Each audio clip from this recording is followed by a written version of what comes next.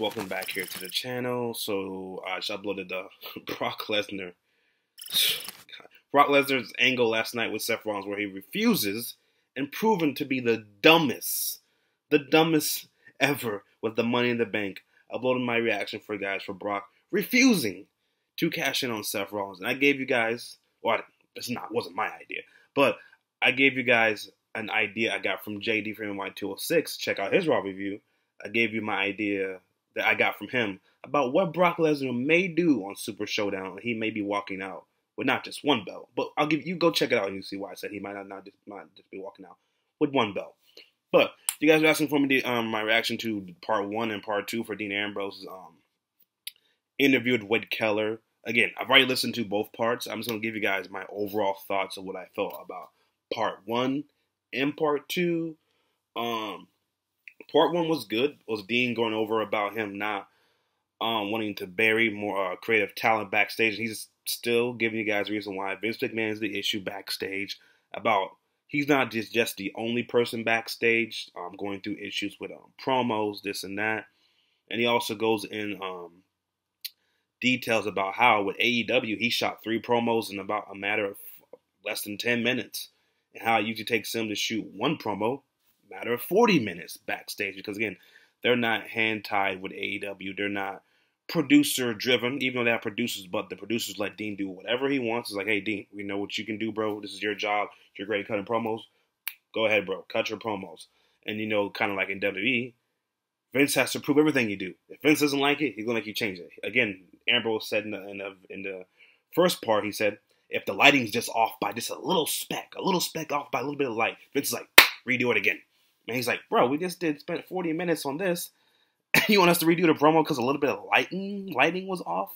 And then you're not having time to work on your matches. And that's why sometimes the matches are not great. Because, again, you were so worried about doing your promo and having Vince approve it, you didn't have time to do your match, work on your match. That pretty much was really what part 1 was. I mean, it wasn't, groundbreaking, like compared to Jericho, but it was still good. Now, part 2. We got into the whole detail with Brock Lesnar about his match with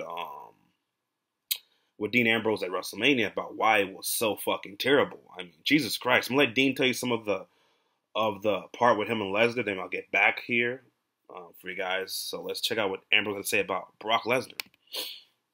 The story with that WrestleMania Brock match and the chemistry or lack thereof between you two. Like, what can you say about that now that explains what kind of went off the rails? Well, I wish I had never said anything about it because I always now have to explain it. But now if you want the full story is, when I was talking about him, I wasn't really putting the blame necessarily on Brock so much as Vince and everybody else surrounding that situation. Yeah. Because there was no effort put into the angle. By the time we got to WrestleMania, the angle wasn't hot anymore. Yeah. I got that match because we did a 3-way thing. We did a 3-way for the number 1 contender with me, Roman, and Brock. That actually turned out awesome. And there was a promo for it. Hold on. When was that 3-way, guys? I don't remember that 3-way. When the hell was that 3-way? When was that 3-way? Hold up. Was that 3-way because of, I know Triple H had won the belt in the Royal Rumble. So Roman had to earn his shot against Triple H again? Whatever, man. And I was like, I kind of took it upon myself to be like, I'm going to get up in Brock's face. I'm going to just what's the worst that could happen? So I got all up in Brock's face, and I'm trying to portray to him that yeah, you might be a suplex machine guy, but I might stab you. I might stick a pencil in your eye. I bring a different dynamic as an opponent. You're obviously physically a much different thing than me, but I might stab you kind of vibe. You know what I mean? So I'm up in his face or whatever, and there's an electricity. The people are like, ooh, this is interesting, right? And I'm just doing that all on my own. This isn't scripted, right? So, but it got over, and there was an electricity between us, right? So now people want to see me and Brock, because I was supposed to work with Jericho, and Bray was supposed to work with Brock. They'd already. Aha, you guys hear that? So at WrestleMania 32, we would have got Dean Ambrose versus Chris Jericho and Bray Wyatt versus Brock Lesnar, instead of getting the segment with The Rock coming out and then Bray Wyatt coming out. See, another issue there. They had The Rock coming. We need somebody for The Rock to come out. Yeah. So they chose Bray Wyatt. I guess they chose Bray Wyatt for The Rock. AJ Styles had faced Chris Jericho. And they're like, oh, then who would AJ Styles have faced? Maybe if AJ would have won the damn Royal Rumble, he could have faced Roman Reigns or faced Triple H instead of facing Chris Jericho. Issue solved there. Now, as far as Ambrose versus Chris Jericho, that would probably have been a great match. You know why? Chris Jericho would have put the time in with Ambrose, and they probably could have stolen the show. Because Jericho versus AJ was okay, but we've already had seen that match. They already did. I think AJ and Jericho had already faced something or happened. Because I believe AJ and Jericho had already faced before WrestleMania. I think they did. Because there was something off of that match. I wasn't looking forward to it for some reason. I believe they had already faced. Quote me down, guys, if I'm wrong. Did AJ and Jericho had faced or not had faced before WrestleMania? I think they did. There was something wrong with that match. I didn't care for it for some reason. But again, as far as Ambrose, him versus Jericho, they would have put the time in. Again, the whole issue with Lesnar was like, no, we don't need to do that. We don't need to do that. We don't need to do that. It's gonna be okay. It's gonna be okay. Getting to the end of the point.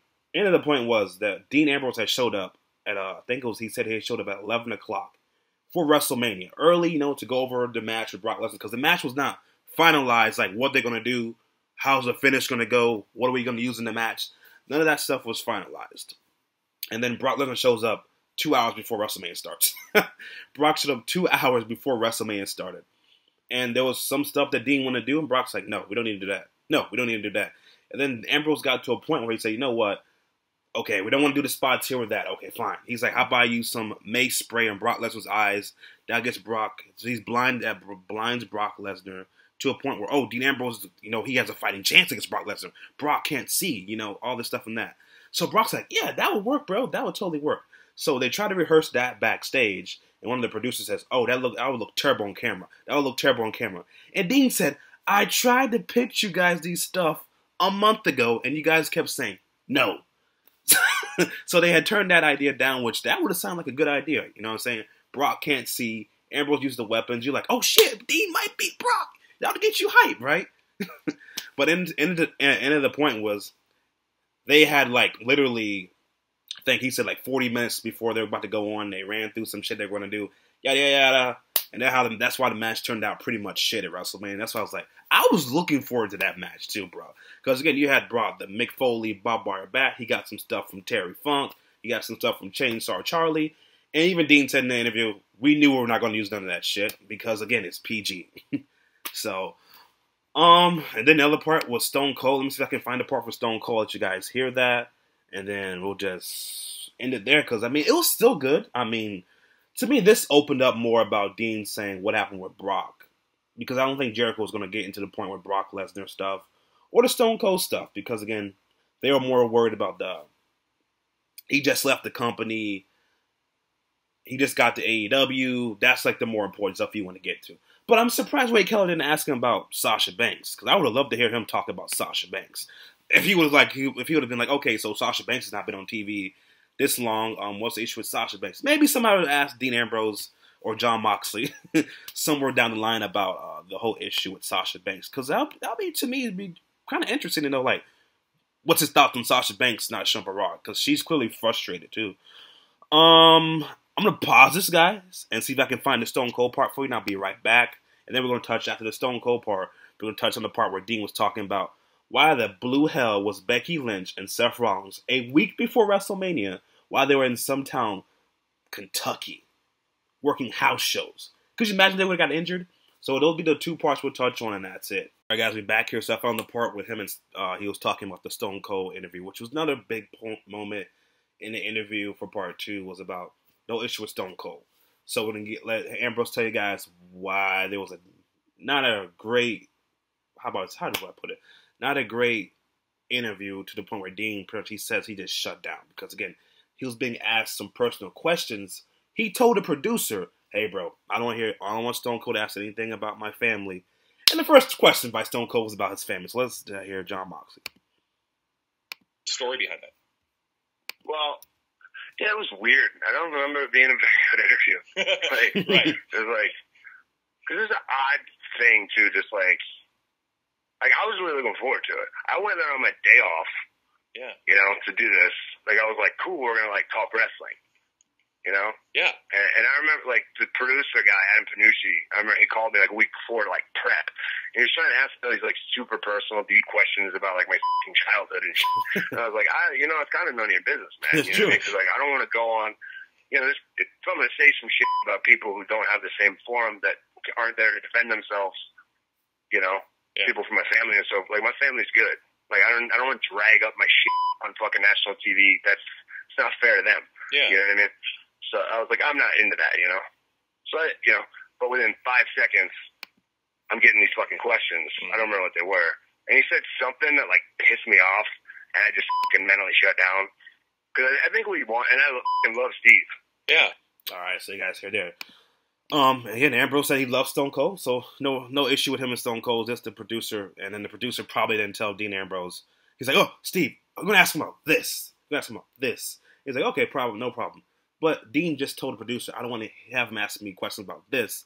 And the producer probably didn't even tell Dean Ambrose, hey, Stone Cold's going to ask you these questions. And he's like, I just told you I don't want to hear those questions.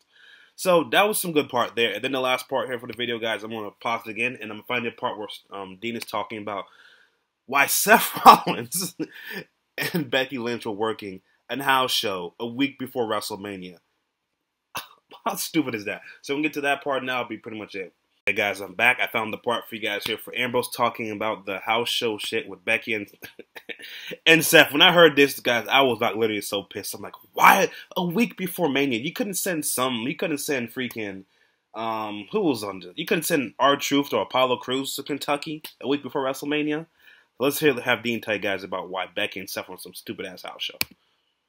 The final purge of WWE crap on my mind. Sure. This is the final one. So anybody interviewing me from here on out, just ask me about AEW. His wife staring at me. Yeah, what was I saying? Oh, yeah. The house show model. Yeah. There's like 80s house show model where everybody gets paid off the house shows. Mm-hmm. Well, That's how they make your money. That's not where WWE's making their money. They're making their money off these giant TV contracts, and the boys aren't seeing any of that. Nope. Yep. That's got to change. Yep. Yeah. And this whole house show thing has to change. Doesn't make any sense. Like, the schedule is not why I left in the least. I mean, but since I did that schedule harder than anybody, for longer than anybody during the time I was there, I think I'm in a unique position to speak on it. It is brutal. Yeah. Maybe it's not as bad as it was in the 80s or 70s or even 90s, but it's still brutal. Yep. And look, we're not all on painkillers and stuff. Yeah. Like a lot of those guys were and now have problems. So like. And you're in pay-per-view matches every week on TV. Yeah. Yeah, and we're doing way more athletically and physically demanding matches than, a lot of the previous generation. It's not about comparing which schedule's harder. Point is, the schedule harder than it needs to be. Yeah. Yeah. For like quality of life and just like people getting banged up. Like injuries are inevitable, like just and it's like, it makes no sense. Like the routing and stuff. Just for instance, one of the last loops I did. This is like a week before Mania. It's like a red-eye flight to Charlotte Connect. Fridays in Pikeville, Kentucky, which is a town that doesn't even have an airport. No offense to the people of Pikeville, Kentucky. Great crowd. So you can fly into some weird airport, drive an hour to Pikeville, Kentucky, then maybe like Wheeling, West Virginia. Maybe it was like a 5-hour drive. And then like I think Hershey, Pennsylvania, another like 4.5-something hour drive. And like another 3-hour drive to TV. And I'm thinking like, and they have like Charlotte, Becky, and Seth on this show. 3 of their WrestleMania main eventers wrestling a week before Mania. And oh shit, my bad. I'm like, how can it be worth the risk? Yes. Of sending your WrestleMania main eventers To Pikeville, Kentucky, a week before WrestleMania? What if one of them twists their ankle? Yeah. Or like breaks their finger or something? Yeah. Anything. Or just like Why aren't they just like at home resting, getting ready, or doing media, or already in New York getting ready for it? You know, like how much money could you be making in Pikeville that's worth it? You know, or like we do stuff like Green Bay, Chicago, Milwaukee. Great loop. Yep. 90 miles or 100 miles in between each town. You probably stay in the same hotel room every night. Easy loop. No, because they add in on Friday Edmonton, Alberta. So you got to get a 6 a.m. flight to friggin' Edmonton, go through customs, do the show in Edmonton, get back to your hotel at midnight, get up at 4 in the morning to get on like a group commercial flight back to Chicago. And now instead of just like the first day, the loop's always hard, but now you haven't slept in like 2 days. Mm-hmm. And now we're putting each other's bodies into each other's hands. Yep. And we're out there performing, suplexing each other and stuff. And everybody's all burned out. Like, hasn't slept. Yeah. So, like, now it's dangerous. Yep. Like, how much more money could we have made in Edmonton that it was worth putting your talent through that extra stress? They just ride them like ponies. Yep. They don't, like, treat the talent like the commodity they are. Do you know what I'm saying? Yeah, totally, dude. Like, without the talent, there was no show. Yep.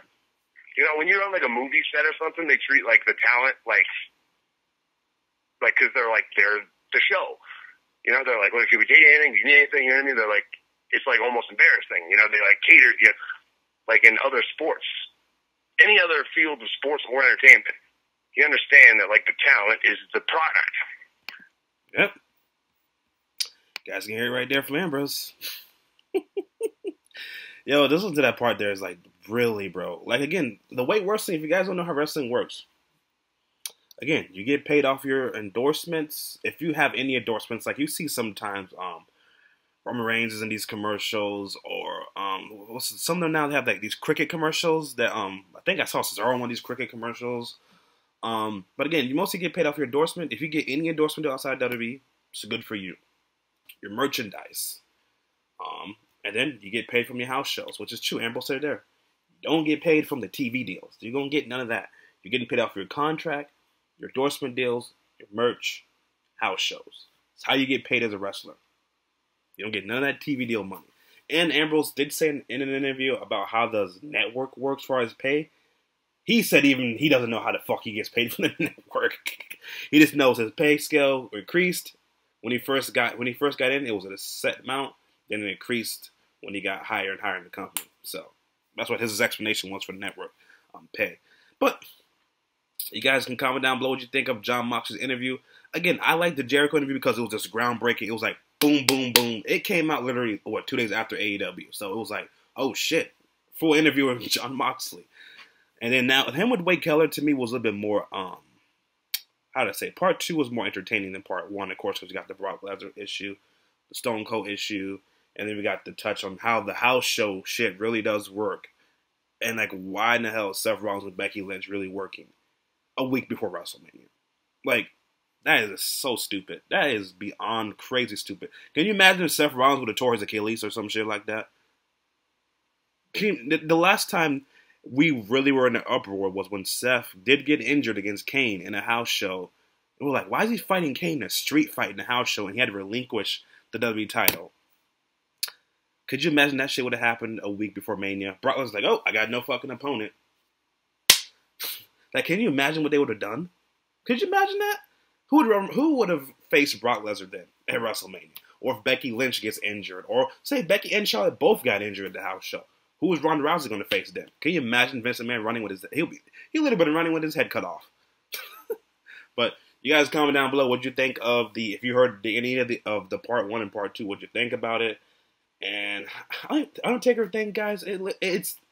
If you guys want me to do it, comment down below before I go to work. If you want me to do the Undertaker reaction for you guys. Because again, I don't really even care for Super Showdown. I really don't. It is... I mean, unless Brock Lesnar walks out with both belts, Undertaker versus Goldberg will probably be a minute or 2 minute match. Taker's going to win. You guys comment down below. Like, comment, subscribe, catch you guys. If you want an Undertaker video, let me know. I'll do it for you guys. Let me know before I go off to work.